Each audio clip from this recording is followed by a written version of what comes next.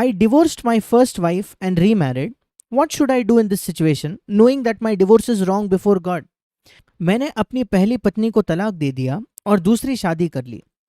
इस स्थिति में मुझे क्या करना चाहिए, ये जानकर कि मेरा तलाक परमेश्वर के सामने गलत है। You divorced your wife and you married again, right? आपने अपने पत्नी से तलाक किया और फिर किसी और से विवाह किया।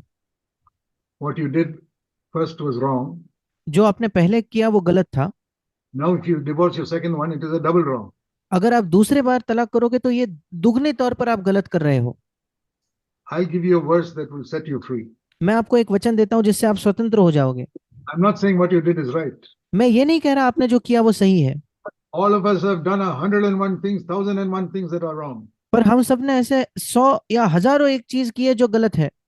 Some of those things we can set right, some of those things we can never set right. उनमें से कुछ चीजों को हम पीछे जाके सुधार सकते हैं, पर कुछ चीजों को कभी नहीं सुधार पाएंगे। But self-condemnation is a no entry road. पर खुद पर दोष लगाना ये एक नो एंट्री का मार्ग है। The devil doesn't want you to, the devil wants you to keep on condemning yourself all your life. और शैतान चाहता है जीवन भर आप अपने आप पर दोष लगाते रहो। Now from today you stop it. आज से ये रोक दो। All your collisions are because you're going into a no entry road. और आप खुद पर दोष इसलिए लगा रहे, आपकी ठोकर इसलिए हो रही है क्योंकि आप नो एंट्री के सड़क पर चल रहे हो। Please read Acts 17 verse 30. प्रेरितों के काम 17 अध्याय 30 वचन। What you did in relation to your first wife was in times of ignorance you did it. आपके पहले पत्नी के साथ आपने जो किया वो अज्ञानता के समय किया था। And then somebody told you after your second wife you must put her away. That also in ignorance you put her away. और फिर दूसरे पत्नी के बारे में जब किसी ने आपको कहा उसे छोड़ दो, वो भी अज्ञानता में किया था। Thank God you took her back. परमेश्वर का धन्यवाद हो कि आप फिर एक बार उसके साथ रहते हो। My advice to you is please stay with her. मेरी सलाह आपको यह है कि उसी के साथ रहो। And what about the mistake you made in the past? फिर आपकी अतीत की जो गलती थी उसके विषय में क्या? Acts 17:30. प्रेरितों के काम 17:30। You were ignorant. आप अज्ञान थे।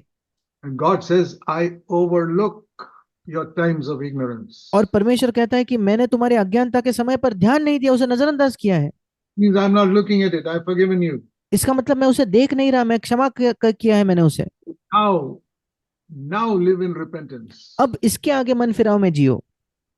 It is not possible for us to set right all the wrong things that we have done in our life. हमारे जीवन में जो कुछ हमने गलत किया है उसे सही करना संभव नहीं है। Some things we can set right, many things we cannot set right. कुछ चीजें हम सही कर सकते हैं, कुछ चीजें हम सही नहीं कर सकते। But if God says you set everything right, then only you can come into my kingdom. पर अगर परमेश्वर कहेगा सब चीजों को सही करके उसके बाद ही मेरे राज्य में आओ, I think every human being will go to hell. फिर तो हर एक मनुष्य नरक में जाएगा।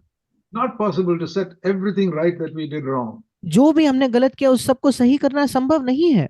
That is why God in mercy says, what you did in ignorance, I overlook. And that means I don't even look at it. इसलिए परमेश्वर कहता है जो तुमने अज्ञानता के समय में किया मैं उसे नजरअंदाज करता हूं या उसे देख भी नहीं रहा। Blood of Jesus cleanses us from all sin. यीशु मसीह का लहू हमें सारे पाप से शुद्ध करता है। I'm not encouraging divorce. God hates divorce and I hate divorce. मैं तलाक करने को प्रोत्साहित नहीं कर रहा। परमेश्वर तलाक करने से नफरत करता है और मैं भी उससे नफरत करता हूँ। Been already done. We can't do anything about it. जो हो चुका है हम उसके बारे में कुछ नहीं कर सकते। If somebody who has killed somebody, सोच कर देखिए अगर किसी ने किसी की हत्या की हो तो how will he set it right? वो उस मामले को कैसे सही करेगा? Can he bring that person back to life? वो उस व्यक्ति को वापस जिला नहीं सकता। Think of that thief who was that murderer who was hanging next to Jesus on the cross. उस खूनी के बारे में सोचिए जो यीशु मसीह के पास के क्रूस पर टंगा था। He had murdered people. उसने लोगों की हत्या की थी।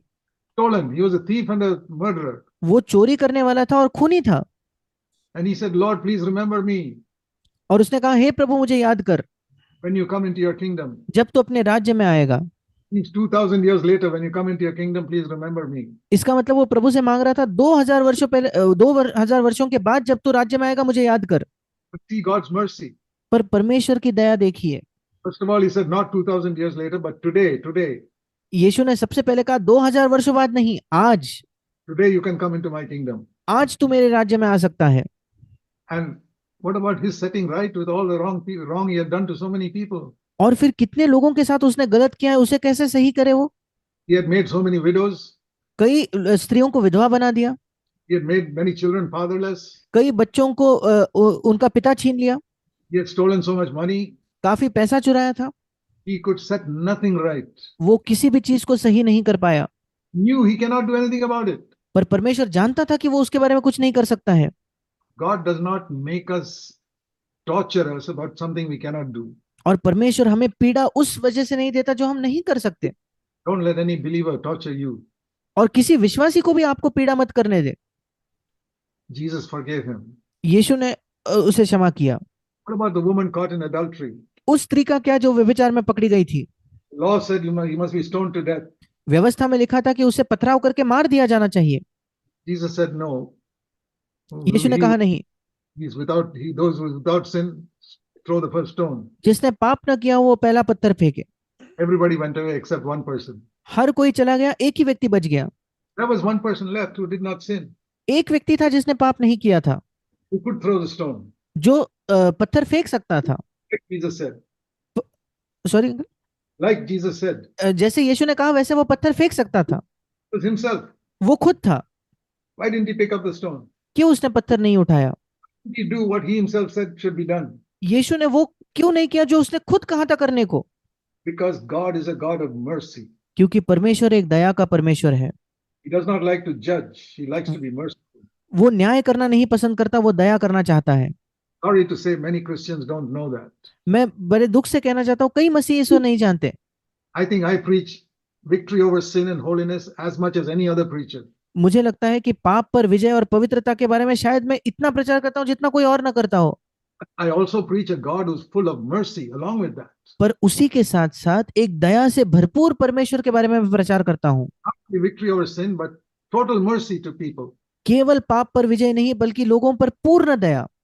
I want to tell you, my brother, that God is merciful. और मेरे भाई, मैं आपसे बताना चाहता हूँ कि परमेश्वर दया करेगा। He has forgotten about the past. He says, from today onwards, live with a good conscience and be faithful. परमेश्वर कहता है अतीत को वो भूल जाएगा, आज से एक अच्छे विवेक के साथ जिए और विश्वास योग्य रहे। Don't be condemned by anybody.